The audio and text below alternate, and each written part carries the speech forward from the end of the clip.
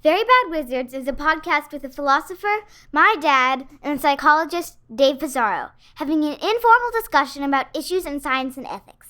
Please note that the discussion contains bad words that I'm not allowed to say, and knowing my dad, some very inappropriate jokes. I thought I understood this whole thing, but I guess I don't. I need help. The Galen Boss has spoken. Pay no attention to that man behind the curtain.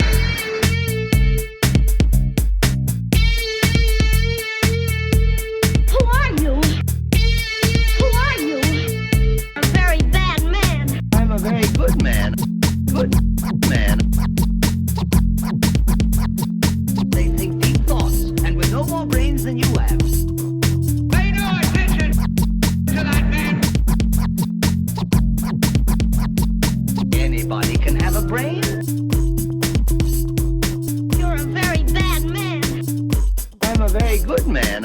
Just a very bad wizard. Welcome to Very Bad Wizards. I'm Tamler Summers from the University of Houston. Dave, those plucky underdog investigators at Data Colada who work tirelessly to keep science safe from fraud, along with the plucky underdog university, Harvard, they're being sued by Francesca Gino for defamation. This is how we're going to go down, isn't it? It just is, right? We're getting sued at some point. I mean, like, I'm not going to lie. I, for a second, I was like, should we get lawyers?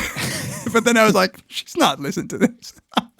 Yeah. Yeah. But That's I mean, rough. not by her. I don't even mean by her. I just mean at some point. We should probably have a lawyer on retainer. You think? Yeah, we need like a general counsel for Very Bad Wizards general counsel. That sounds bad. I don't know how those Data Colada guys are going to... That sucks. Like, what would you do? Like, what if you got sued for $25 million? Like, what would you do? You, like, can't afford that shit. I know there's a couple examples of podcasts I listen to where the people have been sued. Really? One of the guys on Chapo got sued for defamation, although that was less related to the podcast. Also, the people at Know Your Enemy, this it's kind of leftist, intellectual left podcast that focuses on right-wing figures or movements. They got sued too, just totally frivolous. But the ACLU defended them. Oh, nice. So I think we would try to get probably somebody to defend our right to free expression. Our right to mock anybody. Right to mock graduate students and their papers. The thing in the lawsuit that I saw, I texted you guys this, that she's a working mother of 4 people and that the Data Colada guys seem to always target women, even though their other really big-time person was Dan Ariely. And number one, and their example that she used was Amy Cuddy, and in like the Chronicle article about it, it was like they previously raised questions about Amy Cuddy's research, and she subsequently left Harvard University. It's like, it's not like anybody thinks that what they said was inaccurate about Amy Cuddy. Like defaming. Yeah. Yeah. That's that part. It's the most cynical. Definitely stood out. Yeah. Yeah. It's a desperate tactic. And obviously, I don't know enough about law to know what's defamation and what's not. But like her lawsuit does seem to boil down to like, you can't prove for sure that it was me. It might have been my RA. Right. Like, yeah, but that's like whatever. Like it's your I don't feel like it's unreasonable to say. Like, I think one of the things that's mentioned is this interview with Yuri Simonson where he says, like, clearly, he goes, we don't have proof that it was Francesca Gino. And then he just says as an aside, I mean, I personally think it was her. Yeah. And like, that's the defamation. It seems frivolous, I imagine. Like, hopefully it just gets tossed out, like, right at the beginning. And I think it seems like as if people didn't have enough reasons to be worried about exposing somebody of fraud, now the threat of some huge lawsuit. If I were Harvard, in fact, to all the Harvard, board members listening to this, I think you should pay for Data Colada's For Data Colada. Yeah, I think that would be, Colada. yeah. I think that would be the right thing to do. Harvard is known for doing the right thing. Always. At every step. Yeah, give him, is Dershowitz still alive? Toss old Dershowitz over. That would be hilarious. the final redemption. It would be like. Speaking, actually, let's just not further talk about Alan Dershowitz because we don't want to be on the wrong end of a defamation suit just yet. That's true. Speaking of psychological studies and the results in those studies, in the second segment. What a segue. Bravo. Thank you. We are going to be talking about a paper called A Quantitative Examination of Half Belief in Superstition. But first, what are we doing? First, we're taking we're going to do a study live. So this is actually a study that got shared on Twitter by researchers at University of Madison that will give us, by the end, a score on how much we have an internal monologue versus, or in addition to, how much we use mental imagery, just like vivid mental imagery. So a few people tweeted this out. I think Vlad, friend of the podcast, Vlad, posted his scores, like a screenshot of his scores. So I thought, fuck it. I think this is let's figure this out. And after we take it, I'll tell you that I had like my mind blown a little bit about this and like the differences in people I asked. Well, I'll get to that. Between you and other people? Other people, yeah. It just seems like one of those things that you never think about it. And to find out that somebody else might have a phenomenology that is so different from yours, like I wouldn't have believed it. Yeah. I just don't. Like, and I had a conversation about this where we were just expressing disbelief. Like we both thought that the other person was lying about this because it seems... All right, maybe we'll see. Now I'm curious. We'll yeah. All right, let's do it. All right. Do you have yours up? Yep. All right. I'll read the first one. I think about problems in my mind in the form of a conversation with myself.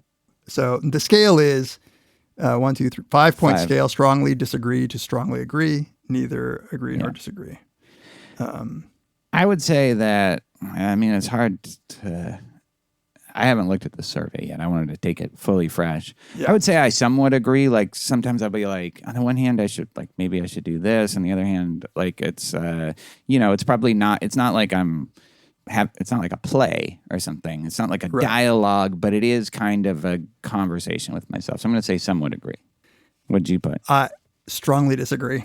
Really? And I think this is going to get to it. Like, already. I just don't. I think about things. I just don't verbalize. Like it's never in the form of words or running monologue. Not never, but yeah. Really? So yeah. Okay, this is going to get interesting. I'm shocked about myself. I find it easy to decide if words rhyme by seeing their. I find it easy to decide if words rhyme by seeing their spelling in my mind's eye. I strongly disagree with that. Strongly disagree. Yeah. If I'm walking somewhere by myself, I frequently think of conversations that I've recently had. I don't know how to interpret frequently here. Like that's not most of the time, but I do this a lot. So do you think I should do strongly or somewhat? If you do it a lot, I'd say strongly. Okay. I somewhat agree. I do definitely think about conversations. When I read, I tend to hear a voice in my mind's ear. I do not. I don't think I do. No, I don't. Yeah. I strongly disagree with that. Yeah. I often talk to myself internally while watching TV. I often talk to other people while watching TV. It's not as welcome as I would. You definitely, but you do talk to yourself, right? Like, I've heard you when you didn't think that I was on. Like, I swear one time you were like, oh, I was just talking to myself. Yeah. I'm sure. Yeah. No, I do. Okay. I don't often do it while I'm talking to me. Like, is this verbalizing it? Am I articulating it? Or am I just like thinking, oh, that's right. This is the guy from episode 2 or something like that. Yeah, I think this question is asking, talk to myself internally just means like, are there sentences that you're creating in your mind to yourself? I'm going to say neither because whatever this is, I don't often do it. I don't think. No, I probably do. I'm going to say somewhat because I probably do it. And I think it's bad. Like I should shut the fuck up while I'm watching something. So, all right. If I'm walking. I never do. If you're interested in my do. answer. No. Oh, yeah. Sorry. I assumed already that you never do. Yeah. Right. If I'm walking somewhere by myself, I often have a silent conversation with myself. What does this mean? How do you interpret this? I feel like there must be some, because I don't do it. It's hard for me to know, but I assume it's something like, Right. Tamler, did you really have to do that? Or like, you really should work harder. Like, or you should tell David how awesome he is more often. Yeah. Like sometimes if I'm regretting something that I did, I'm like, that was stupid. You shouldn't have done that. That's like bad. You're a bad person. So if you don't do it often, I would put somewhat agree. I'll put neither agree or disagree since I put somewhat last time. I hear a running summary of everything I'm doing in my head. Certainly not everything I'm doing. Often not even Like anything. Howard Cosell? Like, is Yeah, that I like, don't even and know he what picks that up would the soap. Yeah, right, exactly. He's wiping his ass. No, he's getting himself a third glass of bourbon. Should he be having that? I don't know. Bill, what's the stats on this? What happens when he has the third glass of bourbon after 8:30 at night? How does he sleep? What's the next day look like? Rob, no player who's had over 3 glasses of bourbon has ever reported a good night's sleep. So Yeah, they have like all these stats of like my productivity. Like the analytics community is like, well, actually, if he has a good dinner before the third drink, he can have a fairly productive day the next day. I strongly disagreed with that. It's easy for me to imagine the sensation of licking a brick. Interesting. Sure, I somewhat agree. I don't know if it's accurate, but I can imagine it. yeah, I strongly agree. Like it's so vivid in me. It makes me think I must have licked a brick at some point, but I don't remember licking a brick. But like I could just The texture. Yeah, I put strongly actually because I kind of feel that same way too. When I think of someone I know well, I instantly see their face in my mind. I feel like I somewhat agree. Sometimes it's a. Actually, I might strongly agree. Yeah. Oh, I was gonna say, do I do that? I can do it, but like, Right. So the only thing stopping me from being so sure about this is that sometimes I think about somebody and it's jarring that I can't think of their face because I think that normally their face does pop into my head. Like, yeah. I'm gonna put neither agree or disagree because I don't really know. Like, I certainly don't instantly do it unless it's somebody that I like probably don't know well and I'm trying to figure out who it is. I can easily imagine the sound of a trumpet getting louder. Strongly agree. yeah, for sure. I find it difficult to imagine how a three-dimensional geometric figure would look like when rotated. I somewhat disagree. I don't know if like it's not the easiest thing in the world for me, but I can do it, I guess. I can picture some dice or whatever. Yeah. Rolling. Yeah. I think it's not too hard for me, but I'm going to somewhat agree because It's a little difficult. in some, like, I've taken those tests where you're supposed to mentally rotate and like the harder ones do give me trouble. Okay. An old saying, a picture is worth 1,000 words, is certainly true for me. This is where a Likert scale is like, Yeah. I don't know what you're getting at it. Like I guess maybe like if what they're trying to say is like our image is just way more powerful than like a verbal description. Okay, then I agree. So I'll somewhat agree. But I object to the question. My memories often involve conversations I've had. Yeah, somewhat agree, I would say. Yeah, I also somewhat agree. I'm trying to find. Okay, somewhat agree. Yeah. My memories are mainly visual in nature. This is really this is hard. To just kind of are they? I don't know. I guess I'm going to strongly agree. Yeah, I think that they're pretty visual, like pretty strongly visual for me. Yeah. All right, here's one where we may diverge. I tend to think things through verbally when I am relaxing. I strongly agree with this because I do. Like I talk to myself. All right, I'll get myself into some like meditation thing, but I will do that. I will get myself verbally in the place to try to relax. No, I strongly disagree for me. Yeah. My mental images are very vivid and photographic. Here's where I think I hate the word photographic, but I do. I think my mental images are super vivid. I would say I neither agree nor disagree. I don't think they're super vivid. I don't think but they are, they're meaningful, the images. Right. We did that aphantasia test. And It's not like you don't have. For this question, please choose the option that begins with the letter N. What the fuck is that? Is that just It's just an attention check. Okay. I guess that would be strongly. Oh, that begins. Oh, neither. Right. This is going to get tossed out almost. I often enjoy the use of mental pictures to reminisce. For sure, for me. Like I'm visualizing when I'm reminiscing. All right, I somewhat agree, I guess. When I hear someone talking, I see words written down in my mind. Strongly disagree. I'm with you on that one. I assume you. That seems crazy. That seems insane. Yeah. If I talk to myself in my head, it's usually accompanied by visual imagery. No, I would strongly disagree with that. What about you? I just never talk to myself in my head, so neither agree nor disagree, I guess. I guess. Yeah. A strategy I use to help me remember written material is imagining what the writing looks like. Strongly disagree. Yeah, that's weird. I think a lot of these things, it should just give you the result. You're crazy. When I'm introduced to someone for the first time, I imagine what their name would look like written down. That's, again, a batshit. Yeah. There's something wrong with you. You should be institutionalized against your will. I rarely vocalize thoughts in my mind. I would say somewhat disagree with that. I think I probably sometimes do. Yeah, I somewhat agree because if I have to write something down, of course, I'm gonna. Actually, I think I'm gonna somewhat agree. I think I'm somewhat, and you're probably strongly, because if I actually think about it, I don't think I'm strongly. Vocalize. Yeah. Oh no, vocalize is different than seeing it in writing. Yeah, vocalize. So so I'll somewhat disagree then. Okay. Yeah, I think I strongly agree because now that I think about it, even when I'm writing things down, my phenomenology is the thought to the fingers. It's hard for me to think. I don't think I think in words but I don't know.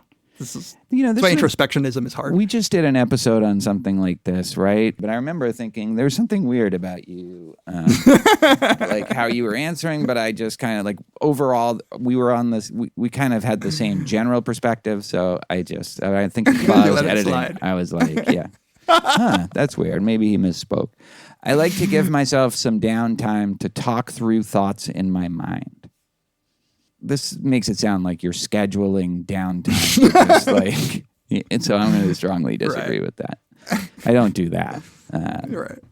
My inner speech helps my imagination. Here, I think we're going to be on the opposite sides because I will strongly agree on this sometimes. Sometimes I'm just and maybe this is I'm thinking of when I'm writing something or something like that, but my imagination then is aided by that. No, not for you. Yeah, I'm going to strongly disagree because I don't think that. We're so different. We have such different inner lives. How could we even be friends? For this question, select the option strongly disagree. I'm going to somewhat agree. I can easily choose to imagine this sentence in my mind pronounced unnaturally slowly. Yeah. I strongly agree. Yeah, I mean, we edit audio. I feel like it's not too hard. So you can hear voices in your head. You just don't do it. For sure. I can imagine the sounds, the slowing down and When traveling to get to somewhere, I tend to think more visually than verbally. I guess I will strongly agree. It depends, but if I can do it visually, I would. Sometimes it's just that's the thing. My sense of direction is so terrible that sometimes I have to rely on the turn left then turn right thing. But I actually have a good sense of direction, and so I'll strongly agree. I'm gonna neither agree nor disagree because my sense of direction is so bad I don't really think. Right. I'm just GPS, tell me where to go. When thinking about a social problem, I often talk through it in my head. A social problem. I guess I do. I mean, I'm a talker to myself. My family makes fun of me for talking to myself just verbally. And so, I probably just do it in my mind. So I'll somewhat agree. I take it you strongly disagree? Yeah, I'm so strongly disagree. Yeah. I can easily imagine someone clearly talking and then the same voice with a heavy cold. Yeah. For sure, yeah. I can do that. I see words in my mind's eye when I think. No. No, that's Strongly disagree. You're crazy. You're a whack job. You're cuckoo. I hear words in my mind's ear when I think. No, I don't. I'm not sure what the mind's ear is, but I'm going to somewhat disagree. Thanks. So that's it for me, at least on this page. I hope it doesn't go on. So it says, your internal verbalization score measures the extent to which you experience your thoughts in the form of spoken language. Your visual imagery score measures the vividness of your visual imagery. And people with higher visual imagery are also more likely to, that's where you're different, are also more likely to experience their thinking in the form of language. Your representational manipulation score reflects the ease with modifying your imagery, visualizing things from different perspectives. The last score relates to your orthographic imagery. To our surprise, we found that a sizable minority of people report frequently visualizing words as text, part of this new national psychosis. For example, when someone tells them their name, some people report automatically imagining the name as it would appear when written text. Yeah, that's so weird. I'm glad to hear, though, that it's still a minority, even though they say it's a sizable minority. Right, because imagine we should put those people into camps. Yeah, put them away. Okay. So can you take a screenshot of yours so we can post this for our listeners? Sure. Okay. I'll just tell you my score. Yeah, let's talk about it. I have an average internal verbalization, just like whatever. It's a 3.5. It's in the 45th percentile. Right. I am in the lowest. I'm in the extreme standard deviation all the way to the left. I have an average of 1.5, and I'm in the second percentile. I mean, wow. This is what I was talking to Glass Nikki houses before. About calling other people crazy. Well, this is what, like, right before we recorded, I just was like, okay, Nikki, do you have inner monologue, like a voice? And she's like, well, yeah. And she's like, you don't? I was like, no. She's like, what the fuck? She couldn't understand like how I exist. I'm like, I just think in thoughts. I don't know. Like they're thoughts. Like they're just not words. I wonder if it's it's got to be a real phenomenological difference, not just a difference in like how we describe how you interpret your own experience. Yeah, yeah. That's what I was struggling with. I was like, am I talking to myself? But I didn't say that. Yeah, weird. All right, okay, visual imagery. Visual imagery. Again, I am just the most boring person to ever have a podcast, which is saying something. Your visual imagery score is average. It measures the vividness of your visual imagery, and my score is a 3.7, which is, again, in the 45th percentile.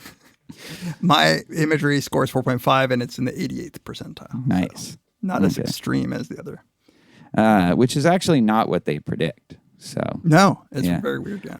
Orthographic imagery, word as text. I am 1.14 in the second percentile. Yeah, me because too. I am. Good. Like we are more normal than everybody. That's what's weird is that we're actually extreme when it comes to this. Right. Yeah, it's a bunch of fucking psychos. Jesus Christ! Like, what are we gonna do? It's like we're the crazy people. Maybe it's like a Twilight Zone. Okay. Also, representational manipulation. I'm like a fucking genius. I have a 4.63 and I'm in the 94th percentile. What about you? I am 4.38 in the 88th percentile. I'm like Oppenheimer, I'm worried about the death and destruction that my mental manipulation skills will yield. All right. That's it. I have no inner monologue, I guess, which sounds like a really like a terrible thing. But I just think it's weird that people talk to themselves. I honestly thought in movies when people were talking to themselves that this was like just Shakespeare pure exposition. Like, okay, they need to do this for us to to know what's when going a on. Shakespeare character will talk to the audience. Yeah, yeah. That's interesting. And, it's like this, like you're already like 2/3 of the way to enlightenment, like awakening, a Buddhist awakening. Because that is like the thing that you are aiming not to necessarily like eliminate, or in fact, not at all to eliminate, but to not get trapped by it, to not get led by it, and to not identify with it. Right. So, but here's the weird thing, because I have done the meditation of the sort where you're trying to like not like hold on to your thoughts. So I remember doing whatever technique I read to like let your thought float away from you as it comes in. Like imagine it floating out. And I remember thinking to myself, okay, if I'm going to imagine my thought floating away from me, I'm going to have to put it into like the words and then imagine the words floating away, because it wasn't in words. Like, so like you were already like at the next level, next step, and they actually bumped you back. But the whole idea of monkey mind, which is like exactly this, you always have this monologue running in your head, and it's fine if it's just running and doing its own thing. It can even be kind of soothing, but the problem is that it can lead us in. But this is where I'm actually having a problem, because I don't not have thoughts constantly running through my head. I do constantly have thoughts running through my head, like constantly, like to the point where like I'll be reading something and I'll have been thinking about something completely different. It's just that they're not in words. Like I don't know how to describe it. Like I don't think in words. Like if I think cat, I never think of the words cat or verbalize the word cat. Like in my head, it's just like, oh, it's a cat. It's like what McCarthy was talking about, the language of thought, right? That's actually when I had you said something in that episode that made me be like, I don't think it's quite like that, but I thought you just kind of misdescribed what you wanted to say. The maybe I edited it out, like because I was like, he didn't mean to say that. That's too weird. Yeah. Oh man. But I guess like there's an inherent like problem with trying to describe than how you do think. If you're just trying to think of your schedule for the day, like when are you going to record that BetterHelp spot? You're like, you don't think like, well, I have this thing at 2 and then I have that thing at 3. Could I get, like, do you think I would still have 15 minutes? You know what I mean? Like you don't do that. Yeah, I'm struggling because I think the thoughts, like I have something at 2. I just don't ever feel like I feel like if now I were to have to share them, and I remember always thinking this, I was like, language is for when you all of a sudden have communicative intent and then you put those thoughts into language. So I feel like I'm thinking I have to do this and I have to do that, but I never really feel like if I were to say them out loud, it would be like very, very different thing. Whereas I think that so Nikki talks to herself like quite a bit, I caught her before, and I'm thinking like, doesn't that slow down? It would be much quicker to just think the thing. Yeah.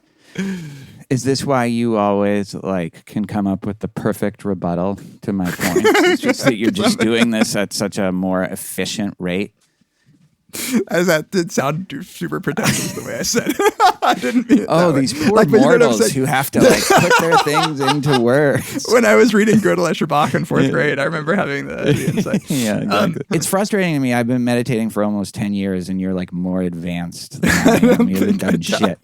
It's such bullshit. But look, for me, all of a sudden, some porn will pop into my head very strongly. I have to get rid of that. That's hard. Yeah, that's hard. Or but it's not like I'm spared that either. Grade. Yeah, right. That's true. But yeah, when you're if you're jerking off, are you just and then she takes her clothes off in your head? And then her stepsister enters the room. Instead of imagining boobs, I think of the letters in English. BOOBS. All right. Well, I've learned that we live completely different inner lives, and or we have completely different ways of communicating the same inner lives. I'm just not convinced that it's one or the other.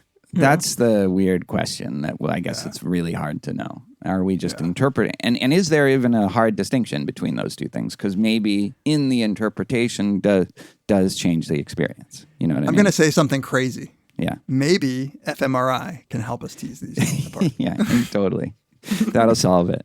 I mean, it's not insane to think that maybe some people have, like, your verbal areas are more active when you're thinking about a problem and somebody else's visual or whatever. I don't know. That's not improbable that it would be like a possibility, but a study demonstrating that is not plausible. There you go. All right. We'll be right back to talk about beliefs and half-beliefs. This episode of Very Bad Wizards is brought to you once again by BetterHelp. Have you ever reached a point in your life where you realize that something needs to change? Maybe you can call it a crossroads in your life and you're unsure which path to take. Maybe you're trying to decide on whether to make a change in your career, or you realize that something about your relationship needs to change. Maybe it needs to end, or maybe it needs to go to that next level. Whatever it is, therapy can help you map out your future. And I think that talking to a therapist, having them listen to you, offer you feedback, or just being there as somebody who can let you communicate your thought processes out loud, that can really help you find your way forward. Times in my life like those are the times that I have myself turned to therapy, and I found that it was extremely useful, even if it was only for that transitional period in my own life. So if you're thinking about this and you're thinking about giving therapy a try, why don't you try BetterHelp? It's entirely online. As our listeners know, it's designed to be convenient, flexible, and work around your schedule. You can talk to a therapist in any mode or medium you desire. And all you have to do to get started is fill out a brief questionnaire. They'll match you with a licensed professional therapist. If you don't like that therapist, you can switch therapists at any time for no additional charge. So if you think you're at a crossroads like this in your life, let therapy be your map with BetterHelp. Visit betterhelp.com/VBW and you'll get 10% off of your first month. Once again, that's BetterHelp, BetterHelp.com/VBW. Our thanks to BetterHelp for sponsoring this episode of Very Bad Wizards.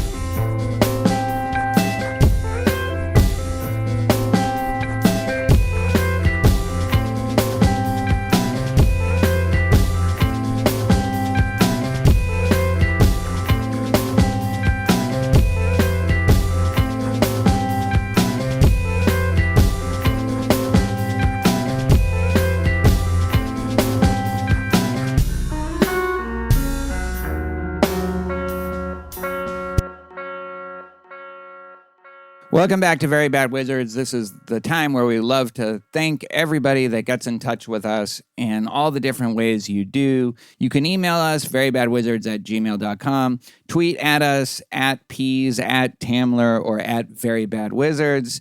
Join the Reddit community. You can follow us on Instagram. You can like us on Facebook.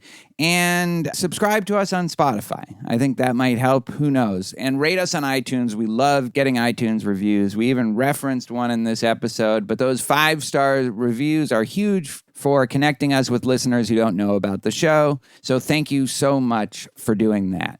And if you would like to support us in even more tangible ways, you can find all the different opportunities on our support page. You can buy some swag. You can buy some mugs, give us a one-time or recurring donation on PayPal. And of course, you can become one of our beloved Patreon supporters. And there is so much going on right now. For $1 and up per episode, you get ad-free episodes and now 7 volumes of David's Beats. He just put out the 7th volume of Beats Without Rhymes, and it's awesome. $2 and up, you get access to all of our bonus episodes, 7 to 8 years worth, including Star Trek breakdowns with Pizarro and Paul Bloom. And actually, I think he did 1 or 2 with Barry Lamb.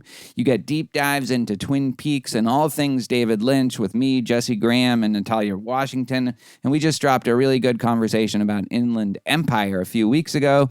You also get early access to David and Paul's series Psych. That comes back to a season 2, which I feel it probably will. And you get access to my new podcast miniseries with Robert Wright, Overton Windows, on the shifting range of acceptable discourse, quote unquote acceptable discourse about a given topic.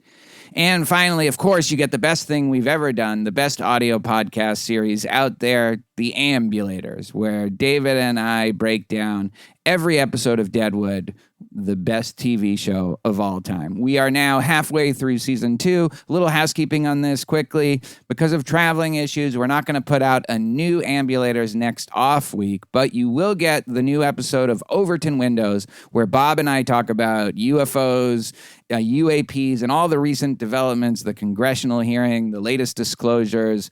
This was fun. I like this a lot. Is the range of respectable discourse changing on the question of UFOs? At $5 and up per episode, you get access to our Brothers Karamazov series, our 5-part series, arguably the second best audio event out there after The Ambulators. And quite relevantly at this point, you can vote for the Patreon listener-selected episode. And there's a vote going on right now. There still might be time to cast your vote. Right now, it's a tight 3-horse race between Blood Meridian, Cormac McCarthy's novel, William James, The Pluralistic Universe, and Solaris, the book by Lem and the movie by Tarkovsky. And finally, at $10 and up per episode, you get to ask us questions in our monthly Ask Us Anything series. We'll answer them for you in video form and then also in audio form for all of our bonus tier listeners. So there is a lot going on here at Patreon. We hope you're enjoying them. We're definitely enjoying them. And honestly, from the bottom of my heart, thank you so much for all your support. All right, let's talk about this paper, A Quantitative Examination of Half-Belief in Superstition, from Avner Kaspi, Itai Shmuel, and Aaron Chajut. I don't know, like the anglicized version of that, but I'm going to guess that they might be Israeli. Yes. Yeah. They're from Ranana, Israel. The Open University. So, David, I know you think the impact of superstitious beliefs is just like negligible. It's like nothing, but it's actually far greater than you think. Did you know American businesses lose $800 to $900 million every year on Friday the 13th? I did not know that. Or that in Taiwan, people are willing to pay 15% more for products that present the digit 8, since they consider this lucky, they're a lucky number. And that in Israel, pregnant women prefer to avoid buying furniture for babies before birth, even when such avoidance incurs a significant cost, because they think that preparation for a baby fosters bad luck, I guess, like jinxing it. So do you still think that there's no impact to superstitious beliefs? You sound like you're being facetious, but I fully admit that I did not think that superstitions would matter that much. And I'm kind of shocked. Like, especially that $800 to $900 million every year on Friday the 13th. That's like insane. See, I was appalled, but more because this is the way they measure impact in these like depressing capitalistic terms. Like, well, it is an impact. I also don't buy it. Like, first of all, the $800 to $900 million, it goes Ing et al. 2010. But see, 2 other studies for different results. It's like, oh yeah, you know, you're right. I like, didn't catch that. Yeah. So why are we then putting the one from the one study? Turns right? out there's a healthy debate in the field about Friday the 13th. I also don't buy the Taiwan thing, right? That I would like to see that study. Kramer, no offense to Kramer and Ned Block.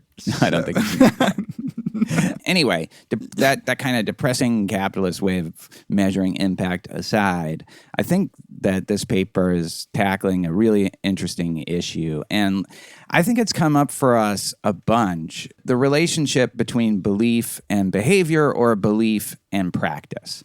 right? So a kind of contrast between your stated beliefs and how you act in relation to that belief. Right. And so they focus on specifically superstitious beliefs, and they discuss this concept of half belief, where your stated beliefs don't match your behavior in practice, right? So you may say you don't believe in jinxes, that's bullshit, but if you always knock wood after saying something good is going to happen, or like you throw a glass at somebody, I've been in a situation like this. It's a classic, it's cliche, but someone was like, oh, hey, look, he's pitching a no-hitter. Like the team doesn't have a hit yet. Like, you're going to get something thrown at you or your ass kicked if you do that. But if you then say you don't believe in jinxes, if you're the glass thrower, like that, right. The stated belief and the practice would be different. And according to this kind of terminology, you would half believe in jinxes. So they say that McKellar in 1952 was the first to notice this contrast between practice and belief. I doubt that he was that was a 1952 discovery. Well, they also say that magical thinking has been common dating back to ancient Greece, because but not before that. Probably made a fully formed and only in Greece. Yeah, exactly. Everybody else was just like pure, like hardcore naturalist, perfect Bayesians, and then ancient Greece happened.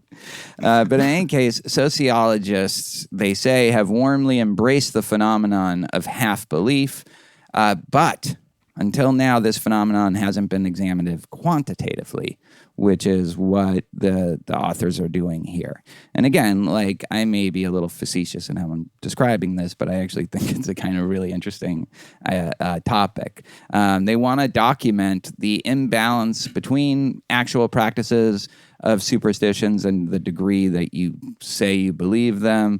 And I really like this. They want to propose that half belief, even this concept of half belief, when there's this contrast, isn't all or nothing, but rather that our beliefs work along two separate continuums, like how much we believe it and how much we practice in a way that suggests that we believe it. They say they hypothesize that people position themselves differently on each scale. It's a weird phrasing there, because I don't think they mean that people actively position themselves, but rather that people will fall on different aspects of this continuum for both the stated belief and then also how you act. And again, I think that's right. It's obviously not just you either believe it or you half believe it, or you don't believe it. It's right. A continuum, and I like this idea of two different dimensions of belief. So they develop these scales that will help identify the distribution of half believers who practice more than they believe and passive believers who practice less than they believe. And then just a couple terminology things. To the extent that our practice correlates with our belief, we're calibrated believers. That's what they call these people. And it doesn't mean that you just, if you believe in jinx and you always act, it can be like, let's say, like, this is probably true of me. I kind of believe in jinxes, and I also only kind of act in a way that suggests that I believe in jinxes. Right. So that's calibrated. Right. Contrasting with me, who's like a classic half believer in the jinx, who like got very mad at Yoel for congratulating the Argentina win in the World Cup, therefore causing them to almost lose. Yeah, that's right. Propositionally, I believe that's poppycock, but like I was angry. Yeah. Wow. I didn't know you felt that strongly. Poppycock? Holy shit. That's my favorite Puerto Rican porn.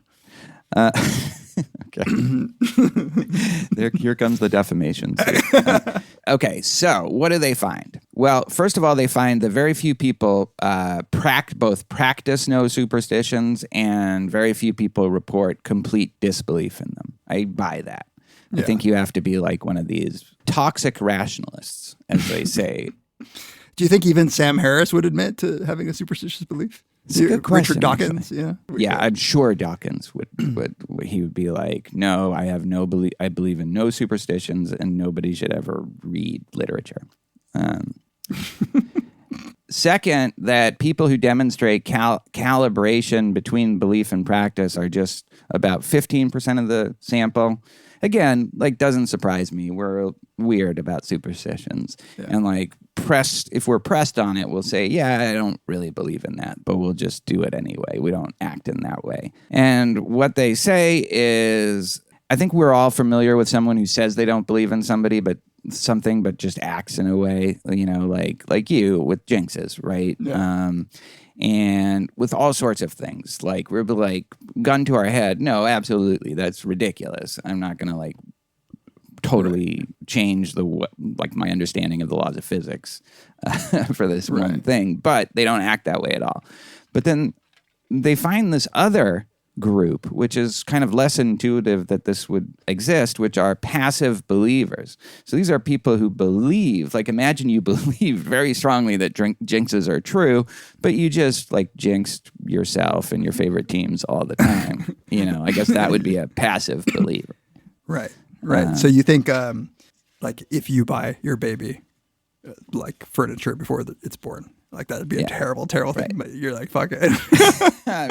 I need to get that furniture in there. I don't want to like. I might save like $25. Right. Exactly. Have you looked at the cost of ensuring our baby's safety and health? That's just I can't stomach that. They also have this other aspect that they're trying to measure, trying to compare it to like uncertainty, how like the role of anxiety, the role of uncertainty, and also the potential asymmetry between negative superstitions, like jinxing, I guess, is a negative superstition, whereas making a wish when you see a falling star is a positive superstition. So they find some differences there. Like, this is less interesting part of the paper to me, is trying to match these things up, because I just don't buy what they're saying and how they measure those things. But like they do also like get some demographics, and they have a gender effect I think is interesting. Yeah, what's the gender effect? That women just report being more superstitious in general, like belief and practice, I think. Well, they're irrational. They never fully develop their super ego. They live according to their emotions. That's why men have to run things. So this is what gives us bad iTunes reviews. Did we get a bad iTunes review last week? So no. This was like before, when somebody just wrote misogynists. Oh yeah. Oh, the very beginning. Repugnant. No. Like a few weeks ago. Like maybe a couple months ago. Yeah. We're not misogynists.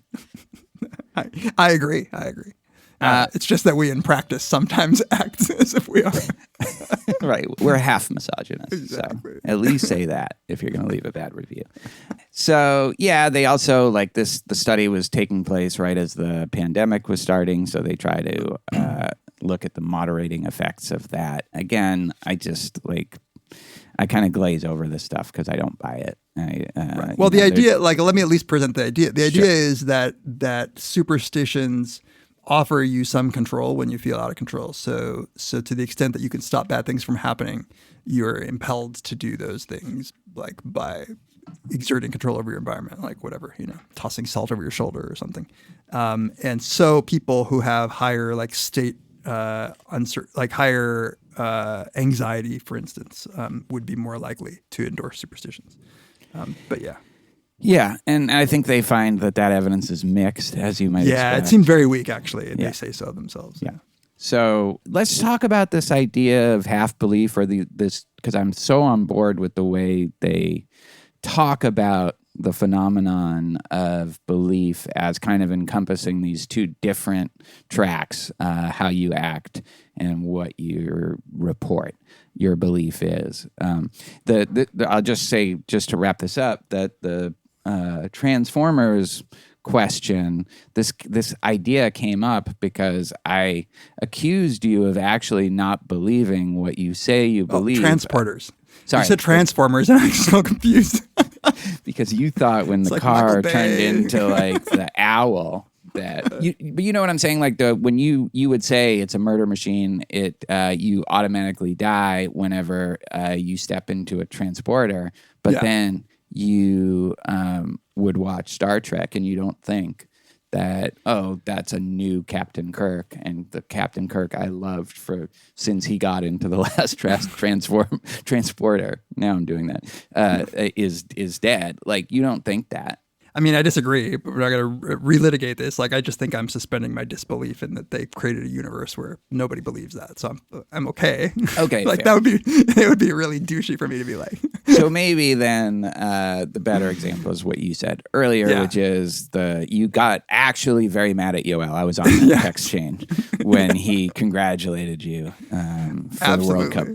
And I was like, the fact that you hosted him like a few months later at your house is just because they pulled out in the end. I think that if they hadn't won in the end, it would have been This is how communities start blaming the Jews for shit. You know, the Jew was at fault that time. You know, I don't know. Like, I try to defend Jews when I can, but that was indefensible what Yoel did. I think this is a really interesting question in general and maybe underexplored. Yeah, I think so too. And I actually think that superstition is one of those things that is so like you're joking about the way that they measured impact. Like it's a decent point. Like that's a funny way to like focus on impact. By just calculating the amount of money lost. That Target loses on like Amazon never hosts sales on the 13th. But I think it's actually quite ignored in something like social psychology, that's supposed to be looking at social phenomena. The ubiquitous nature of superstitions is it's hilariously not ubiquitous in a social psych text at all. And I think that this is like a huge part of it. I think it also helps illustrate just in general mechanisms of belief. So I think that to the extent that we can understand like some of these like really weird things, we get some insight into how beliefs are formed to begin with. Because I think that probably what's going on with the acquisition of superstitions is that it's just the normal learning. Like it's how we learn anything. It's just sometimes like there's a weird glitch in the system or in the environment that leads you to like connect two things. And then that's passed down culturally. And that's pretty fucking interesting, right? Or like you could even see yourself getting like I can intuit why a baseball player might not want to change their socks when they've had like a streak. Because like that's actually like something I think that is normal about our psychology. We're connecting things. Yeah. And sometimes those connections actually start getting weird. But obviously not weird to people who believe them, but but weird in the sense that they don't match. They're not consistent with the other ways they understand how the universe operates. You know? Right, and it's just hard to undo that. It's like in yourself. It really seems like if you've learned these things through the normal mechanisms, which is either you've been told it by like the culture over and over again, or you've actually made the connection on your own. Like it feels a little Pascal's wagery sometimes to ignore it. So I would want to separate that, although I think that is an explanation sometimes. Let's just not roll the dice, or there's no reason to run the chance. Jack could just as easily do it on Saturday the 14th. Right. And then there's what I think is maybe the more common thing where when you're acting on it, you fully believe it's important that you do it. You know, like the thing that Yoel did, it's not that you were like, you know, on the slight chance that it could have an impact, I'm going to get mad at Yoel. You were just, when you were mad at him, you were wholeheartedly mad at him for doing that jinx. Even if maybe there was some part of you where they're like, I mean, this is bullshit, I'm playing a part. But I think like you get mad about this stuff, or you just knock wood, not because you think, better safe than sorry. It's like, no, you got to knock wood if you just said something good was going to happen. Right. So that does get to something that's at the heart of what I want to talk to you about. I think maybe it's worth saying exactly how they measured these things. Do you want to go through the like list of superstitions? Yeah, I don't love the list. No, but like also these were all Israelis, so I assume that there's some cultural stuff that I don't. You might know. What they asked people to do is to rate how familiar they were with the superstition. So if they don't know, actually they just asked them, are you familiar with it? Yes or no. And then they asked them to what extent they practice it and to what extent they believe it. And those were both on 5-point scales. If you make a wish when you see a falling star, it will come true. So you're asked, are you familiar with it? Do you believe this? Do you practice it? If you cross your fingers before an important test, it will help you succeed. If you make a wish when an eyelash falls, it will come true. That's one that I forgot about, but now I totally forgot about that one. But I used to do that. Like I'd still do it. Jen and I would do so that funny. all the time. Yeah. If you lose something in the house, I've never heard this one. If you lose something in the house, you should turn over a glass and you will find it. That must No, be but that's superstitious. awesome. I can't wait to try start? it. Like I'm constantly losing things in my house. Right. Some negative ones. Those are all positive ones. Some negative ones. If you pass under a ladder, it will bring you bad luck. I know that one. I believe that one. If you see a black cat passing, you should spit to prevent bad luck. Didn't know that there was anything you could do about that. I didn't either. The spit thing is not anything I've ever heard. Some more positive ones. If you enter a room with the right foot first, it will promote good luck. See, this is where I'm going to the mild OCD that I sometimes experience is going to start getting to me. Now I'm going to start paying mild. It's genetic. If you put a horseshoe on the wall of your house, it will bring you good luck. Yeah, definitely. I mean, I know horseshoes are lucky. Yeah. Well, you guys have the 10 Commandments or whatever. It's a perfect analogy. If you scatter salt upon entrance to a new home, it will bring you good luck. I've not heard that one. I think that's a Jewish, Israeli one. Yeah, because if you put a Hamza on the wall of your house, it will prevent the evil eye. What's a Hamza? Do you know what that is? No, never heard of it.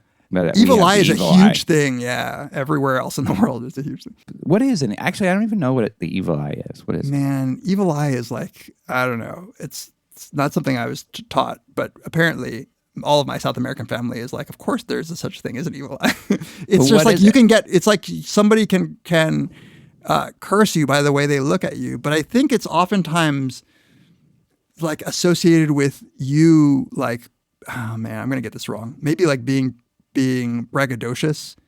But I think that the common denominator is just that some people can look at you in a particular way that will curse you.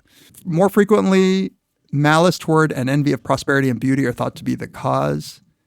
Thus, in medieval Europe, it was considered unlucky to be praised or to have one's children or possessions praised. So some qualifying phrase such as God wills or God bless it is commonly used. So it's kind of jinxy. Those most often accused of casting the evil eye include strangers, malformed individuals, childless women, and old women. Okay, so you can cast it then. Yeah, the power of the evil eye is sometimes held to be involuntary. So maybe it's malice. So if you say oh, my daughter is doing so good in college to me, maybe it's my own envy of your family success that will cause me to cast the evil eye on you. So if I'm involuntarily, Liza's doing great, and that's why that's why and I heard my Muslim students tell me this in Qatar, where they're that's why you say if God wills at the end of that, because otherwise your envy will cause bad luck. Yeah. Oh yeah. Shit. Right. Okay. And so you have to say something very humble at the end of that braggadocious statement, it's God's will, or else I might have envy in my heart and cast an evil eye. It's funny because I don't say as God wills if I'm talking about something good, but sometimes I will try to temper it just to not seem like I'm telling you that my life is better than yours or something like that. You know what I mean? So I think it probably feeds from the same impulse. I think that's right. Yeah. Yeah. Okay, so I'm sure we'll get a lot of mail about the evil eye. If you celebrate a birthday before its date, it will bring you bad luck. I don't know that, but that makes sense to me. Yeah, I think that definitely is true. Also, like a Curb episode, you can't hold a birthday party more than right. 10 days after your birthday. It's just you missed your chance. You had it. You missed it. You'll have another birthday. If you encounter, this is a weird one. If you pass a knife or scissors between people, they will fight. I've never. Isn't that get disproven all the time? That seems weird. Right. I've said, pass me the scissors, and my wife and daughter haven't gotten started clawing each other's eyes out. But maybe we've just been hit the lottery. You've been very, you have enough. You've poured enough salt on your threshold. If they ask me to pass it, I'll just be no. But I am laying it down on the table right now. I'll throw it. If you encounter the number 7, it will bring you good luck. Sure. If you see a gecko in your house, it will bring you good luck. I should have much better luck than I have because we get geckos in our house fairly. You don't know the regularly. counterfactual. You don't know the alternate universe where there's no geckos. That's true. If a bird poops on your head, it will bring you good luck. Didn't that just know- sounds like Didn't that sounds like know what you that. tell people to make them feel better about. It would have been nice to know that. Like I remember there was one time like 8 years ago or something like that where it was just the worst example of that. Just this big thing of shit on my head, and I thought, oh, that sucks. I just got shit on by a bird. I didn't think like, oh my god, good luck. Like, You didn't pay attention to all of the good things that followed. You never connected. I know. The two. If your right hand itches, you will get money. Never heard that. If you spill salt, it will bring you bad luck. That's one that I actually sometimes do throw salt over my shoulder. Really? Yeah. But that's bad. It'll bring you bad luck. So you No, fucked it if up. you spill the salt on the table, the way to yeah. counteract that is to like throw some over your shoulder. Okay. Which just pisses off.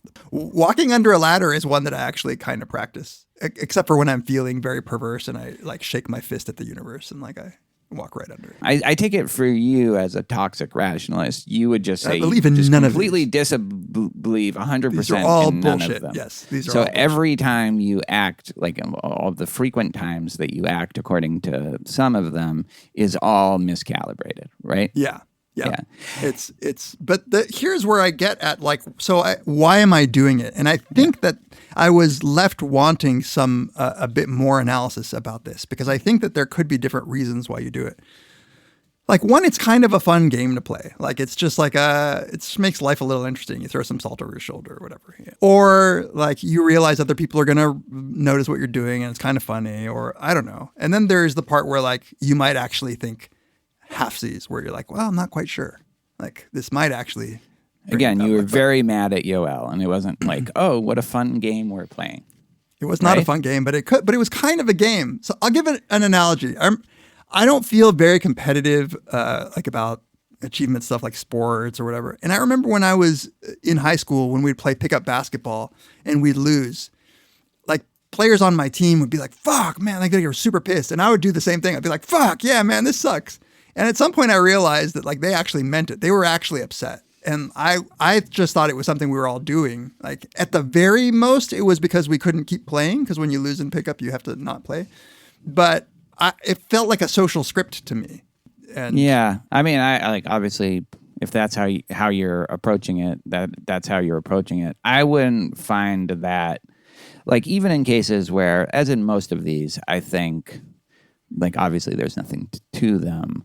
But when I'm acting according to them, I don't feel like I'm playing like I will do it. I guess maybe an interesting contrast is, are you doing it when you're alone? Yeah, that would be interesting. Yeah. Actually, now that I think of it, I probably do this stuff a lot less alone. Yeah. Yeah. I knock on wood, but it would be in a conversation with somebody else.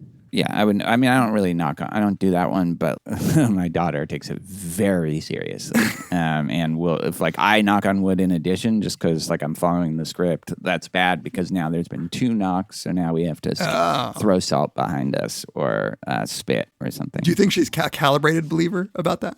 It's a good question. Like, I think more. So I've been defending this contrast of like stated versus practice, but maybe at a certain point the distinction breaks down because, you know, if I'm like, okay, Omar will die if you don't get the answer to this question right. Right. Does it really matter if, you know, you jinx something without knocking wood? She would say no, and I don't think she would struggle with that question. But at the same time, I don't think it's right that it's that miscalibrated either.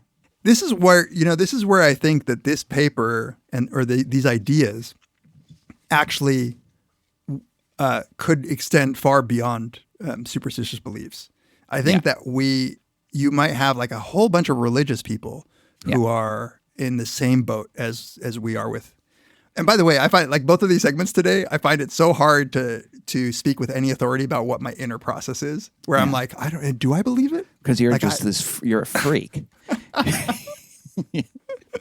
No, but you know what I'm saying? Like, I don't know what, like, am I saying, is what I'm saying accurately representing? Do I really not Oh, I see. Right. believe, like, am I really going through a script most of the time? I don't know. Right. No, that's a really interesting. interesting thought, actually, that this is a script. But like when you're following a script, you can get yourself in the mindset of believing the script. Yeah. You know, I'll say with the Yoel thing, and I think I think you might resonate with this. There is a part of really believing in some of this stuff, like with sports, that ups the ante and makes the enjoyment stronger for me. And it's akin to like why you would bet maybe to like raise the stakes, because there is this good feeling like, okay, if I'm all in, it's a more fun experience. Like I'm going to be all in on this World Cup. Yeah. And that means I'm going to get mad when the ref calls bullshit, and I'm going to get mad when people jinx it. Like that, there is where I'm just like in the zone. Right. And maybe in those moments, like give me an IET or whatever, I really believe that like, you know, my team gets fouled more and called less. And also you get actually mad at the ref. Like you know, I think the fun part is like, Lie, will you shut him up? See, this is how you spread hate generationally. Yeah. Tamler is heard to be saying, shut the fuck up to his dog on multiple occasions. Break the cycle, Tamler. Break the cycle. With the refs, and you get mad at the refs, it kind of makes it more fun, but it also makes it more stressful and a pain. Whereas I think with the jinxing, it is like, it's almost fun when your friend jinxes a team on a group text and you can just rag on them for it. You know, like, and so there, I think this idea of a social script is kind of interesting. It is, even though you're playing along and you can definitely get mad in the moment, it is just part of the making the whole experience richer, and we all accept that when we're doing it, you know. And if somebody is like, well, there's no way, like, there could be a causal impact, it's just like, fuck off. You know, when Yoel heard the first time when I was saying how angry I was, he's like, dude, I just heard the episode, man, I'm sorry. And I was like, no, I'm not actually mad at you. Right, it is. It's like you both are. It's Schrodinger kind of thing. It's like, I think that's true with a lot of this stuff that makes it hard to just completely isolate, well, my degree in stated belief is this, and my degree in practice is this. And I think partly it's because of exactly what you're saying, that with both those things, you know, like our kind of social scripts are playing a role. There's another thing I want to say. So I was saying that I think this can be extended to all kinds of belief, but I think superstitions are interesting because I think that we acquire rational beliefs through the same mechanisms. And it's just a matter of like, does the thing happen to whatever be right? Like on whatever theory of right. So like, I think that people are quite superstitious about their recycling. People get really antsy about doing it the right way and putting the right stuff in. And probably shit all either gets sorted or it doesn't. Like if it were really that flimsy of a mechanism that like it mattered whether you had it in one of the right three things, it probably wouldn't work very well. But people get really, really, they have a kind of emotional, like emotive reaction that like it's almost compulsive that if they see you put something in to the wrong bin, they'll get upset. I think that might be the same mechanism. Plastic just doesn't really get recycled, you know, like, so it really doesn't matter where you put the plastic because it's getting thrown out. Now, if I acquire a belief, say, about my car emissions, I think that like I'm like, it might be actually the case that rationally, like my car emissions do not, like all said and done, like it does nothing for global warming. But you kind of have to have this mechanism where you acquire belief so that like as a people as a whole, like if we all feel that way, maybe something will happen. So it's just by analogy, because I know superstitions are on very different epistemic ground than some of these other beliefs. But I think that like the similar mechanisms are guiding a lot of our everyday behavior. We don't know. Like, we don't see direct causal evidence for most of the things that we do. So we have to kind of go on faith that they're having an effect. Yeah, it's when it's working well, it's a kind of ritual that makes life richer and better and makes you a better person. And when it's bad, it's doing the opposite of that. But like, I think, you know, we always talked about this with the distinction between Christianity and Judaism, where Right. Judaism is very heavily on focused on practice and not that focused on belief. Like, yeah, whatever. You say there's no God, just do the Shabbat and fast on Yom Kippur, and that's fine. Whereas like in Christianity, it's not like that. But probably in both cases, like there is going to be a continuum there as well.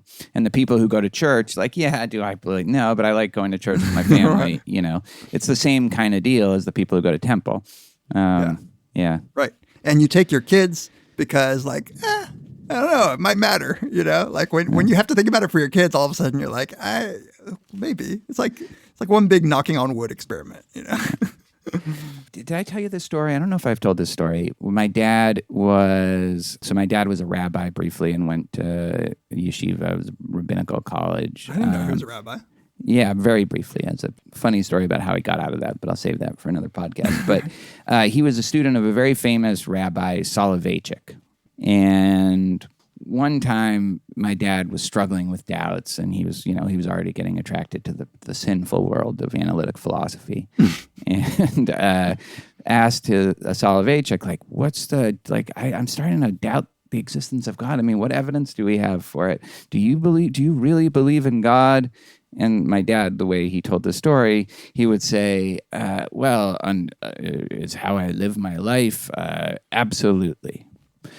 But intellectually, it's 50-50. And just that idea, right. Is, I like that, it's like, yeah, but that's a more Jewish thing. Like, that's something that makes sense in the Jewish script more than in the Christian script. For sure. There's an old Rosen and Cohen, Paul Rosen and Adam Cohen paper where they look at the difference between Christian and Jewish students and how they evaluate like beliefs and intention, like mental states basically versus behaviors. And they show that this is actually true, that, if the Jewish man who hates his parents but nonetheless is a dutiful son and takes care of them and tells them he loves them but secretly hates them, like that's a good guy. For like Christians, that's like, what? You hate your parents? Like that's terrible, right? Yeah, just do the thing. Just do the thing. I think there's a deep wisdom to that. And I think for a lot of superstitions, I mean, like, I feel like superstitions, however I fall on the scale of belief and practice, like the ones that I do, like I feel like make life better rather than worse. I can imagine that it might make life worse, and especially maybe at a group level, it probably leads to a lot of persecution and if it's and prejudice. But those, like these more benign superstitions, I think, are fun. They're kind of fun until someone gets hit in the head with a glass because you said no hitter. Yeah, right. But they had that coming. It's fun for you. There's a punishment, consequences for not learning the social script. I do feel bad for the poor person who has no idea that that's a thing that you're not supposed to say. Yeah. Well, then I think I actually feel like if they actually don't know it, then it's less likely to have an impact on the game. There's a complicated mechanism to this. Here's a question. Now, normally in general, if we were talking about a paper like this, I would think the methods of trying to analyze this quantitatively are way too crude, as likely to distort as they are to inform, blah, blah, blah. In this one, I'm a little torn just because I think while I don't buy some of the more complex associations they make between like anxiety or the pandemic or whatever, it's kind of interesting that, just getting a very low number for people who practice and report complete disbelief in superstitions is pretty interesting. Now, I don't know, it's not like I looked at the data colada guys can tell me that some of this stuff is bullshit, but they're never going to say anything again. They'll never, no. They'll be like, this paper is beyond reproach. But like, just people who are calibrated are 15% is kind of interesting. I'm not sure I might have guessed a little higher for calibration, Yeah. There is a sort of too much faith on the precision of measuring these things. Mm-hmm. But like if you just look at the means, the correlations, I think it's saying something when somebody is like on average their belief score is high and their practice score is low. The calibration part I thought was a little tricky because like it relies on like two numbers lining up perfectly. So like imagine us answering the scales so well like that it captured we said a 3 when we meant a 3 and we didn't kind of read it differently and read it as a 2. Right.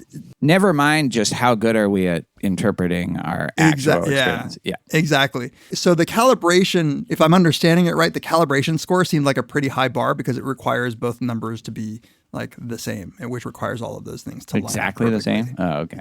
Yeah. They're doing some sort of different score. So like if you if they perfect but that doesn't mean that that's not still saying something, that like the people who are, those two scores are closer together, like seem to be in a smaller group than the people whose, right? Like the biggest group, if I remember correctly, the biggest group was the people who they say they don't believe that much, but they practice nonetheless. Yeah. And then this paradoxical other group. What do you make of those?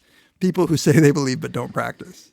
Like, is that just are they just lazy? Yeah, it's weird. Like, it's a very common phenomenon. Like, I believe it's wrong always to eat meat that might come from a factory farm, but occasionally, like, I will do it if I'm out at a restaurant and I'm like, they don't say and whatever. But like with superstitions, it's a little weirder because...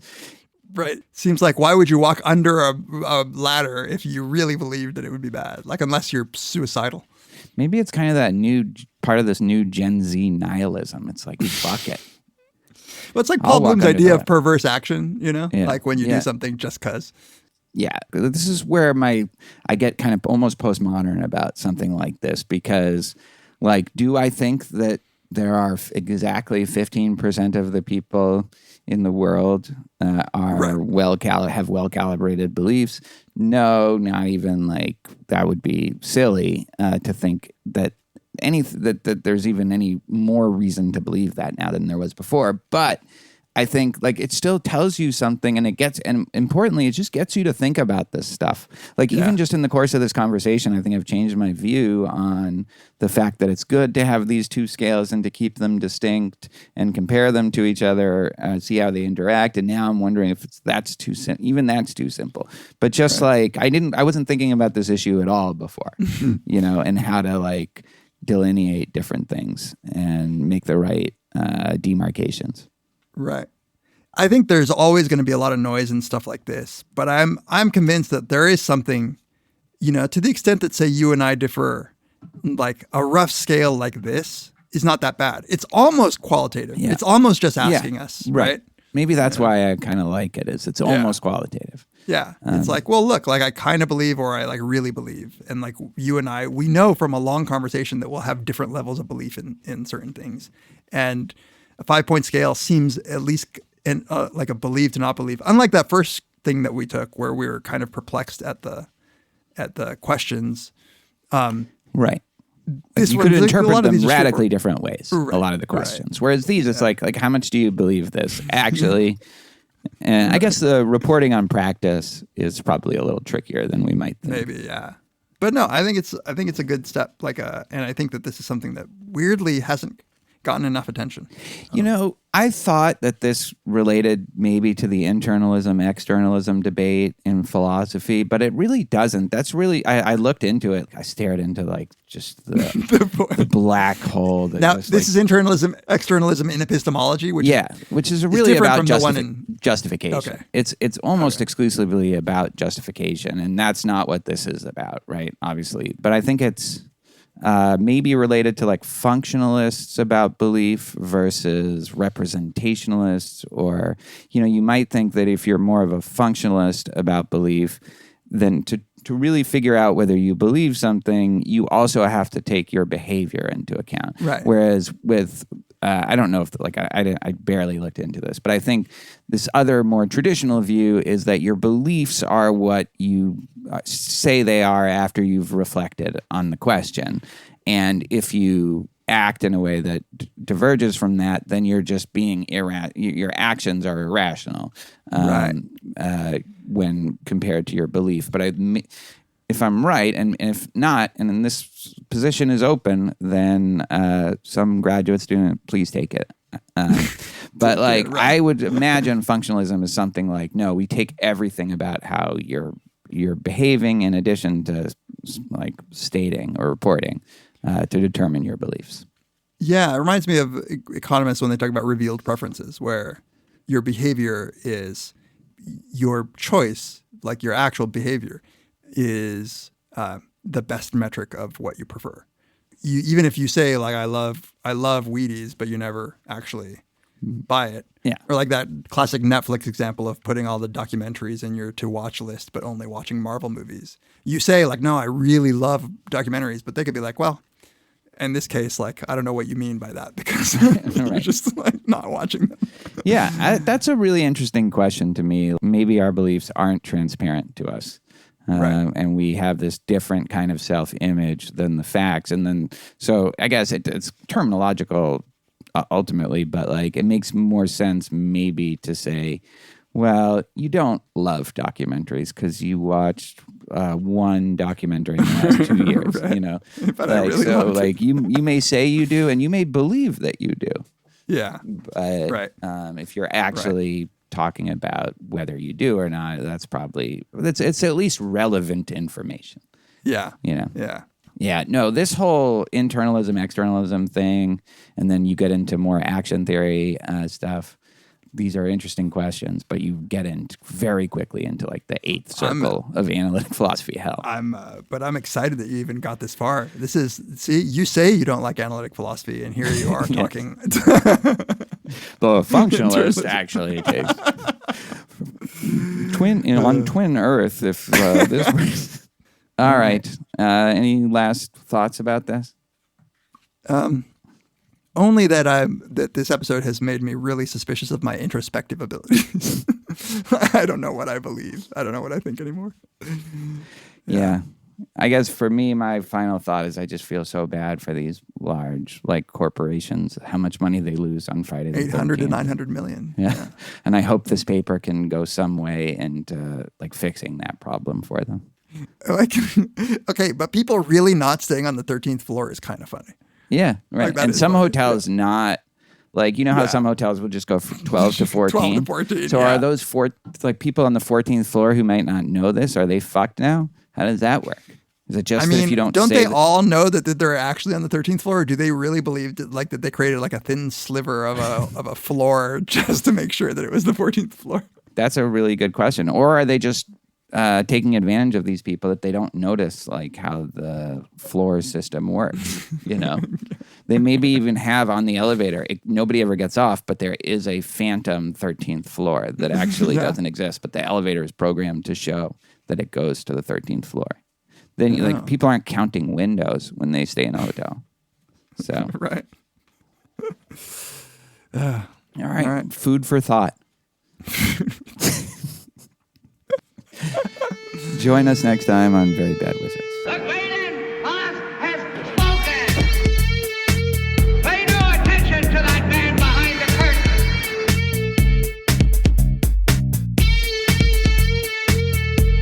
Who are you? Who are you? A very bad man. I'm a very good man. Good man. They think deep thoughts, and with no more brains than you have. Pay no attention to that man. Anybody can have a brain. You're a very bad man. I'm a very good man. Just a very bad wizard.